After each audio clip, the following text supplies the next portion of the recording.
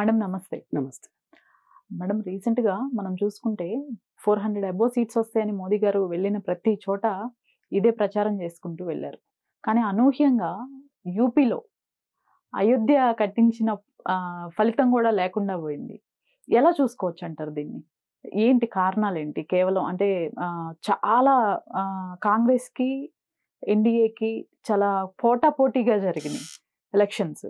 చాలా వరకు tough fight ఇచ్చారు. ఎలా చూసుకోవచ్చు అసలు దీన్ని? అంటే అసలు ఇంత టఫ్ ఫైట్ ఇచ్చారు అనే దానికంటే కూడా ముందుగా అసలు వీళ్ళు బరిలోనే ఉండలేరు, పోటీ ఇవ్వలేరు అనే ఒక ఉద్దేశాన్ని ప్రజలకి కల్పించడంలో బీజేపీ సక్సెస్ అయింది. అంటే అది టీవీ డిబేట్ల వల్ల కావచ్చు, మీడియా ద్వారా కావచ్చు. దాదాపు ఇవాళ జాతీయ స్థాయిలో స్వతంత్ర మీడియానే లేదు. అలా మాట్లాడుకుంటే తెలుగు రాష్ట్రాల్లో కూడా లేదు, అది వేరే విషయం. స్వతంత్ర మీడియా లేదు ఈరోజు. ఇంకా ఏమైనా కాస్త స్వతంత్రంగా పనిచేసినాయి అంటే యూట్యూబ్ ఛానల్సే స్వతంత్రంగా పనిచేసినాయి. ఓకే. మాలాంటి వాళ్ళ గొంతుకులన్నా స్వతంత్రంగా పనిచేసినాయి కానీ నేషనల్ మీడియా పనిచేయలే.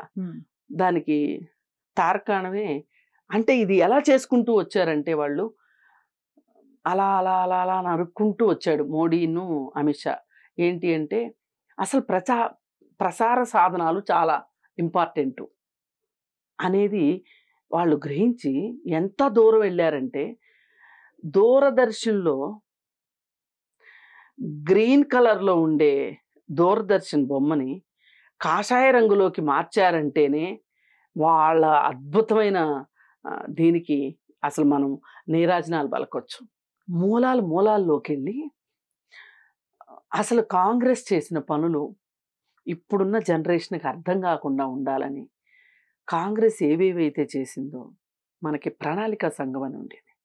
ఈ ప్రణాళికా సంఘం ద్వారానే పంచవర్ష ప్రణాళికలు రూపుదిద్దుకొని ప్రణాళికా సంఘం చైర్మన్, వైస్ చైర్మన్, మెంబర్సు వీళ్ళందరినీ పెట్టి ఏ రాష్ట్రాలకి ఏ ప్రత్యేక అవసరాలు ఉన్నాయో చూసి ప్రాజెక్టుల డిజైనింగ్ దగ్గర నుంచి ప్రణాళికా సంఘం నుంచి రిపోర్ట్ వస్తేనే కేంద్ర ప్రభుత్వాలు ఆ ప్రణాళికని ఓకే చేసే పరిస్థితిలో లాగా జవహర్లాల్ నెహ్రూ ప్రణాళికా సంఘం పెడితే ఆ ప్రణాళికా సంఘాన్ని తీసివేసి నీతి ఆయోగ్గా మార్చారు.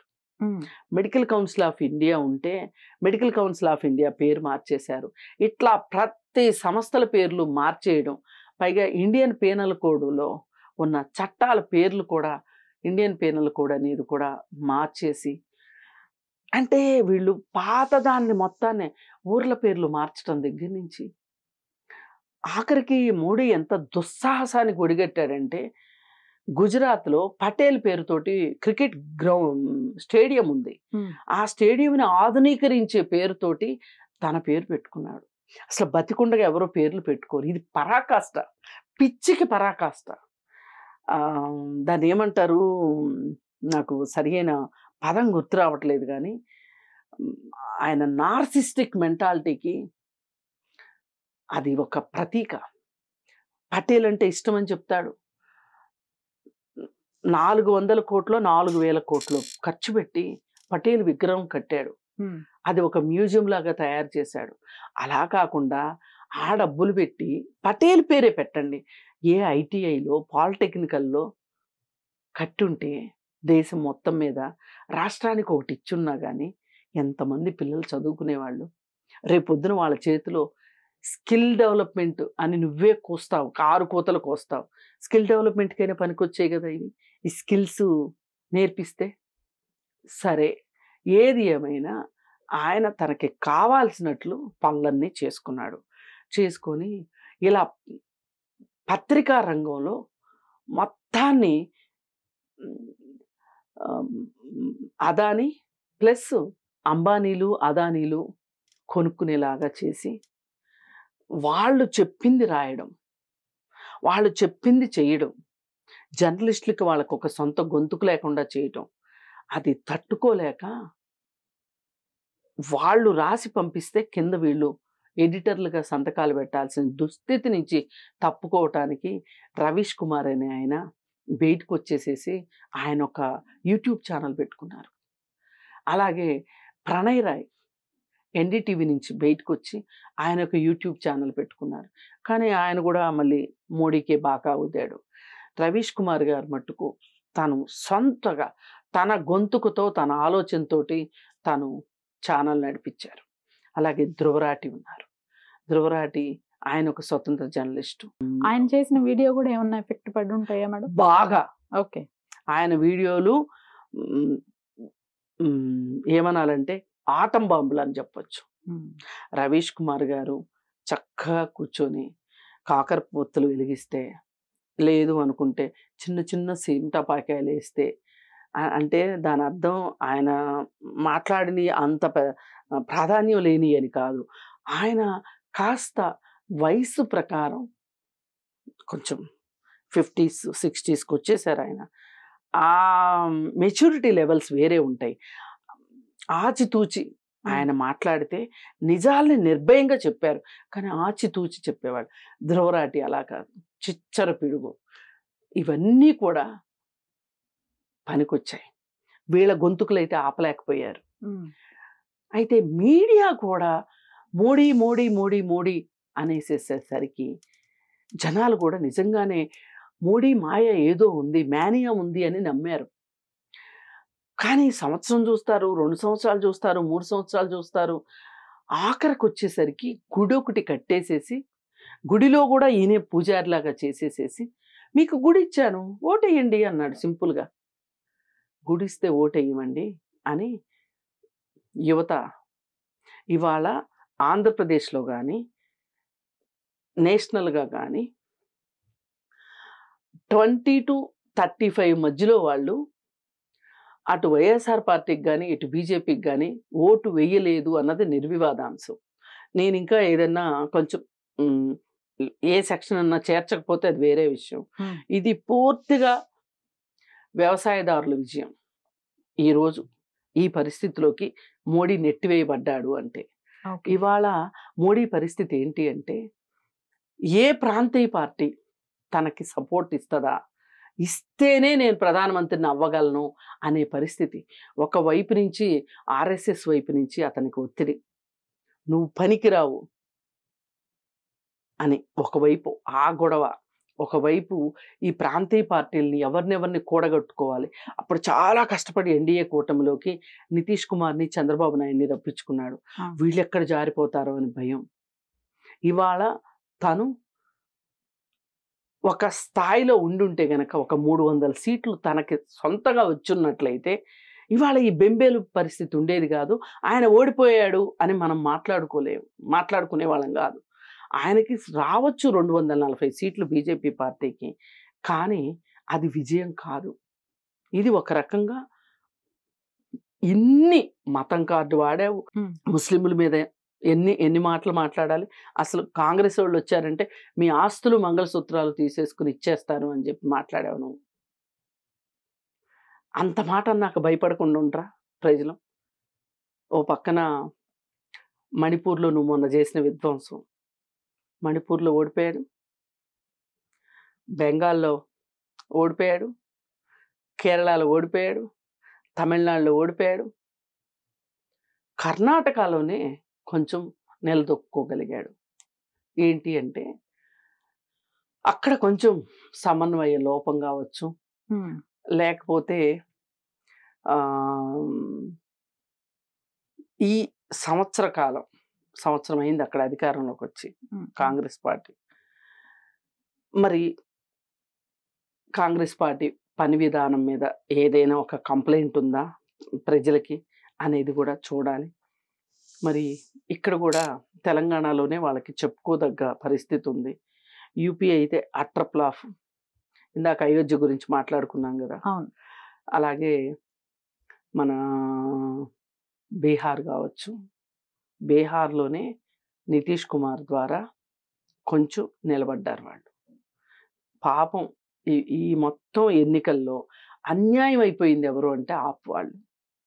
అతన్ని టైంకి జైల్లో పెట్టడం, ఆ, ఏ అవినీతికి వ్యతిరేకంగా అయితే అతను వచ్చాడో ఆ అవినీతి పంజాలు అతన్ని ఇరికించటం కావచ్చు, ఏదన్నా కానీ అతనికి బాగా దెబ్బ కొట్టారు బీజేపీ వాళ్ళు. అంటే వాళ్ళు ఎవరెవరినైతే శత్రువులుగా ఫీల్ అయ్యారో వాళ్ళని అణగదొక్కటంలో ఒక రకంగా సఫలీకృతుడయ్యాడని చెప్పొచ్చు. ఇప్పుడు ఏంటి మేడం, సెంట్రల్లో మన చంద్రబాబు గారిది కీ రోల్, మేజర్ రోల్ అయిందని చెప్పేసి వింటున్నాం. ఎందుకు అంటే ఇవాళ నితీష్ కుమార్, చంద్రబాబు నాయుడు సపోర్ట్ ఇస్తేనే మోడీ ప్రధానమంత్రి కాగలడు.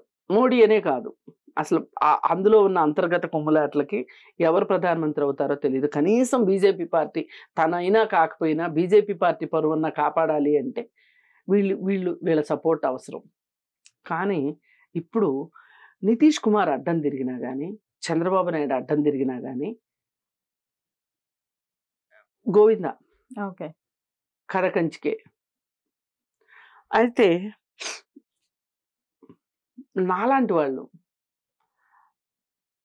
బీజేపీకి బద్ద వ్యతిరేకులు, అతని విధానాలను పూర్తిగా వ్యతిరేకించే మాలాంటి వాళ్ళం మేము ఎట్టి పరిస్థితుల్లోనూ నితీష్ కుమార్ కానీ చంద్రబాబు నాయుడు అభిప్రాయానికి ఆయన మద్దతు ఇవ్వకూడదనే కోరుకుంటాం. ఎందుకంటే ఈ దేశంలో ప్రజాస్వామ్యం ఉండక్కర్లేదు అని మోడీ కోరుకున్నాడు. అలాగే మైనారిటీల సంక్షేమం గురించి అతను మొత్తం గాలికి వదిలేశాడు. పైగా వాళ్ళని దేశద్రోహులుగా చూస్తున్నాడు. వాళ్ళని ఎవరైనా సపోర్ట్ చేస్తే వాళ్ళని కూడా దేశద్రోహులు అంటున్నాడు. ఈరోజు వ్యక్తులుగా ప్రజలు 70% మంది ప్రజలు, మరీ ముఖ్యంగా 50% మంది ప్రజలు అత్యంత పేదరికంలోకి వెళ్ళిపోయారు. ప్రపంచం మొత్తం మీద అత్యంత కుబేరుల్లో మన భారతదేశం నుంచి ఎక్కువ మంది ఉన్నారు. అంటే దీని అర్థం ఏంటి? డబ్బులున్నవాడు ఇంకా ఇంకా ఇంకా ధనవంతుడు అయిపోతున్నాడు, పేదవాళ్ళు ఇంకా ఇంకా ఇంకా పేదవాళ్ళు అయిపోతున్నారు. ఇవాళ విద్య ప్రైవేట్ పరం అయిపోయింది, వైద్యం ప్రైవేట్ పరం అయిపోయింది, నిరుద్యోగం పెరిగిపోయింది. ఉపాధి లేకపోతేనే కదా నిరుద్యోగం పెరిగేది. ఈ పరిస్థితుల్లో త్వరలోనే బ్యాంకింగ్ సెక్టర్స్ కూడా ప్రైవేట్ చాలా వరకు అయిపోయినాయి. చాలా వరకు బ్యాంకుల్ని మొదటి దశగా మెర్జింగ్ చేశాడు. కొన్ని బ్యాంకుల్ని 3-4 బ్యాంకులు కలిపి ఒక బ్యాంక్ చేసేసాడు. ఇప్పుడు ఏం చేస్తాడంటే ఈసారి మోడీ వస్తే గనక అసలు ఈ బ్యాంకులు ఏవి మనకు కనిపించవు. ఇవన్నీ కూడా ప్రైవేట్ బ్యాంకుల్లో ఈ జాతీయ బ్యాంకుల్ని ప్రైవేట్ బ్యాంకుల్లో మెర్జి చేస్తాడు. ఆ ఆలోచనలో ఉన్నాడు.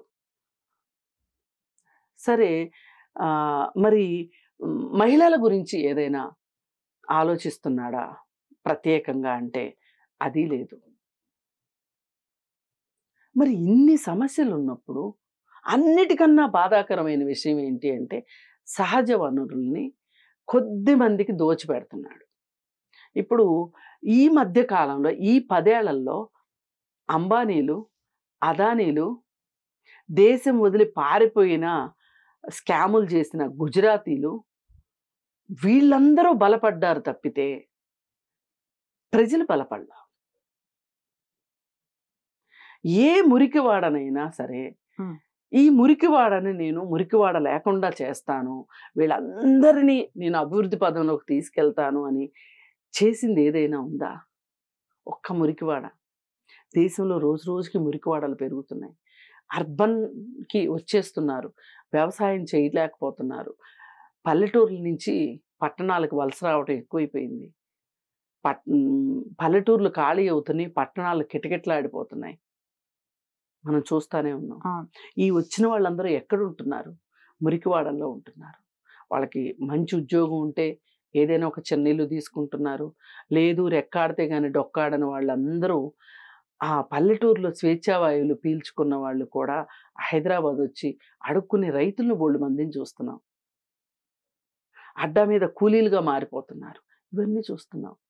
ప్రతి చోట జరుగుతుంది. ఢిల్లీలో జరుగుతుంది, బాంబేలో జరుగుతుంది, అన్ని చోట్ల జరుగుతుంది. పెట్రోల్ రేట్లు ఈ విధంగా మండిపోతున్నాయి. నువ్వు వికసిత భారత్ అంటున్నావు. ఎవరి వికాసం? అదానీలు, అంబానీలు వికాసమా నీకు కావాల్సింది? అనే ప్రశ్న ఇప్పుడు వచ్చింది.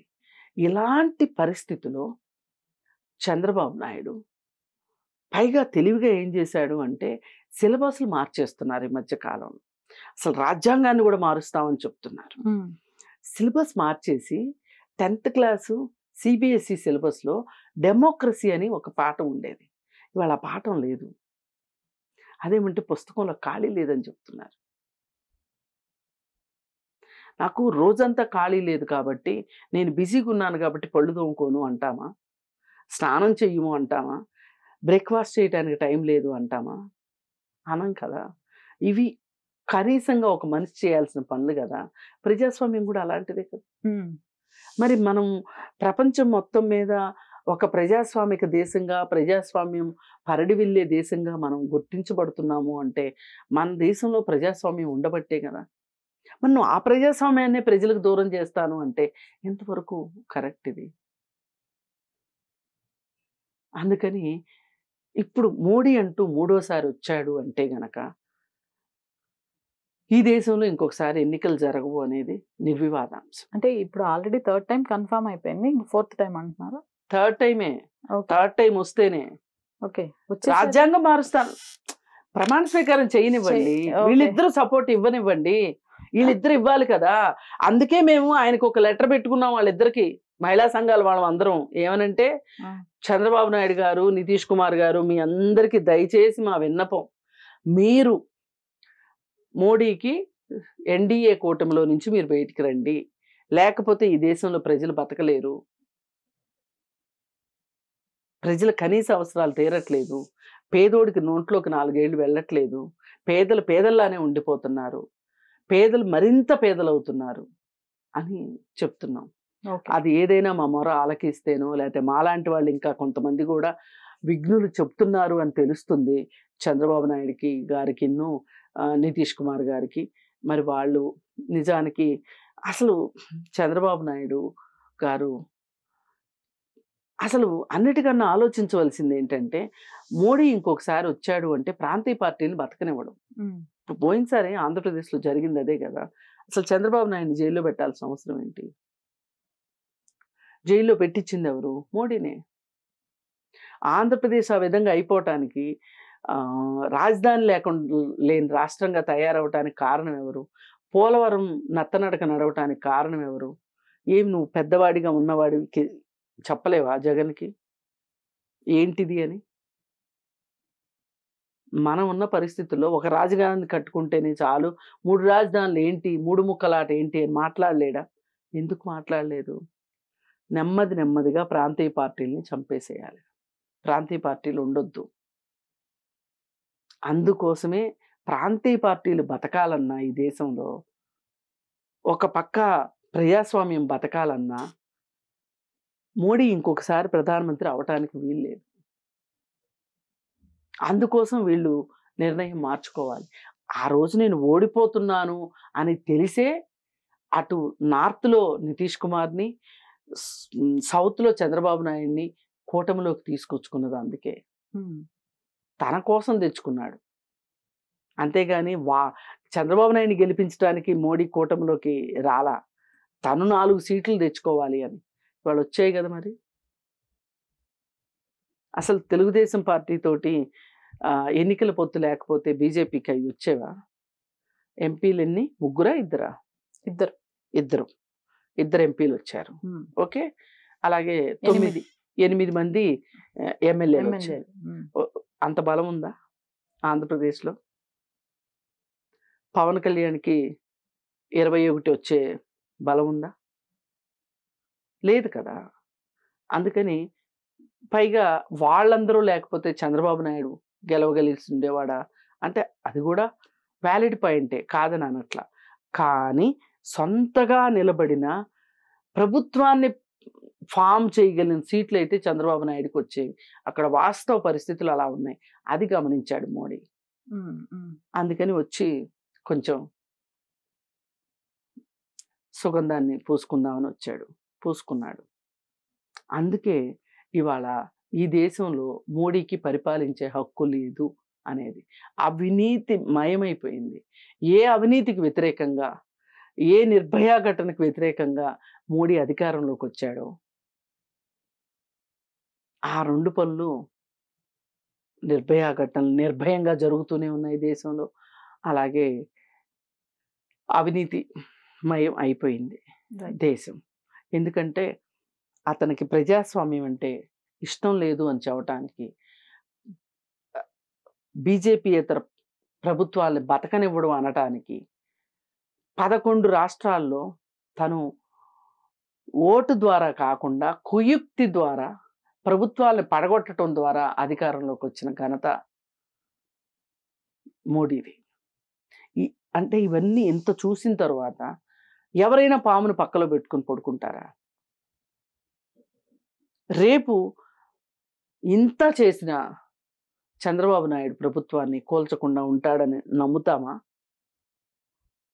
ఇది అందుకోసమే మోడీ ప్రధాని అవ్వకూడదు అని కోరుకునేది. Thank you madam. Thank you.